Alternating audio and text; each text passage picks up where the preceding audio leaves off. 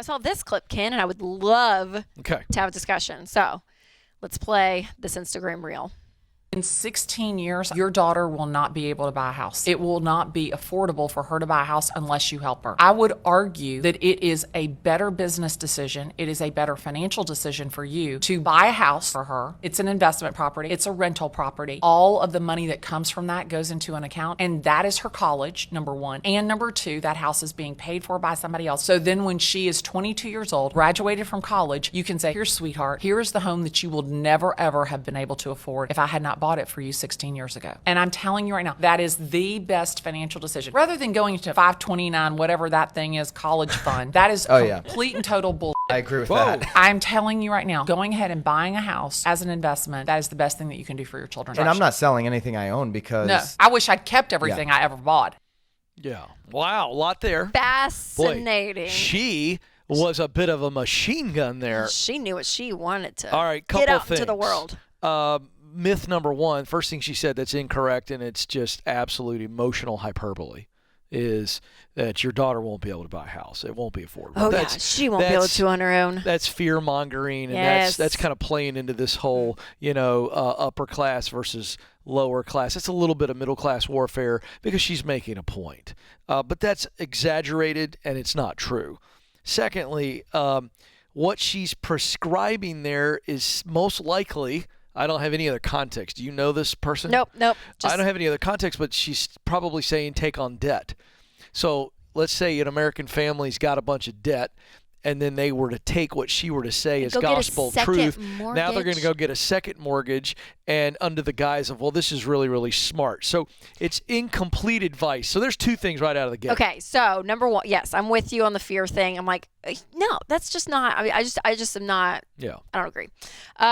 Number two, yes, getting on that second mortgage where I'm like, man, now if you were to pay cash for it, that's a different discussion. But people think in the real estate. Most people wouldn't be able to. And but people think with real estate, they're like, oh yeah, it's, you just buy it and someone else will pay the mortgage and it's no big deal. Yeah.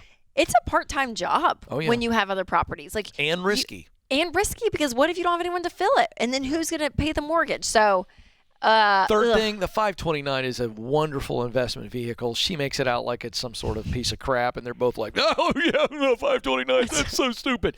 Well, if it's not, that's not right. 529 is a wonderful investment vehicle, and it can be used multiple ways. So, again, the poo-pooing what's normal and the fear-mongering here, this is incomplete. However, all right, those are three things I didn't like. Okay. Give me what you did like, Kenneth. Here's the caveat, all right? The caveat is, if you have no debt, all right, you have no debt the Ramsey way, and you can put a sizable down payment on a home, a future home, and in the context of what she's saying, for your child, versus fund their college, I don't think that's foolish. And I only say that to say you have to be financially responsible. Like, this is not stressing you out financially. You can put a huge down payment on it. So you're going, the amount of money I would put towards their college is more than a 20% down payment. And we have no other debt. Therefore, this is not stressing us out. In that situation, it is a very interesting idea because college has increasingly got more expensive and less relevant. And that is true. Yes. So you're giving your kids some options to where they could cash flow their way through college. With the rent is what she's saying. That's right. Well, or no, they work, and so you've now given them this long-term investment. You've gifted them this long-term investment. It's interesting. I'm not recommending it or endorsing it. Right. But I at least want to be an equal opportunity commenter. To see both sides. If you have the financial wherewithal and you're not going into any kind of risk and you're not assuming a very large amount of debt. Right. It's not a horrible idea, but the way they set it up is an incomplete narrative. Yes, that's a great way of putting it. That's fair. Because too, I'm like, when you transfer an asset like a house, there's a lot of things. You were talking about this earlier. You got the trust. I'm like, yeah, you got it. There's like there could be tax implications if you're not careful. All of this and the rental income that you make is taxable. Can't guarantee that. Like it's just all of this, and I'm like, man, I don't know. It's just. I don't know why. I'm like, it feels like get an UPMA or something. Like start investing Well, in. This is the nature of social media. People like this can sway people with an incomplete narrative. And what you need to understand is that you're assuming risk, and you can't guarantee that you're going to have renters all the time.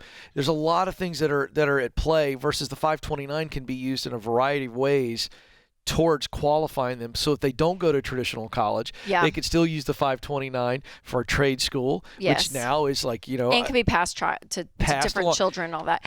So what? Yeah. Yeah. But college is a fascinating topic right now, because there's a part of me though that I still am like, that transition from 18 to 21, still having a level of responsibility, still learning and growing like that. Nah, that is a. I want to challenge you on I know. But listen. Like that still, there is pros to that. There are. But my question is, my is like, what is college going to look like in 15 years? And I Very am different. putting money in a 529. Very different. So what is it going to look like? Well, I don't that think makes you're me going a to little nervous too. Yeah, I get that. Hey, I got to tell you this. Yesterday, Entre Leadership Master Series happening downtown Nashville. I took a question from a business owner that operate big like backhoes and big giant tractors and things like that on construction sites. They're hiring kids straight out of high school to operate these big machines. How and much? the kids are loving it. They're making as much as $55,000, $60,000. That's pretty awesome. Right out of high school. Good.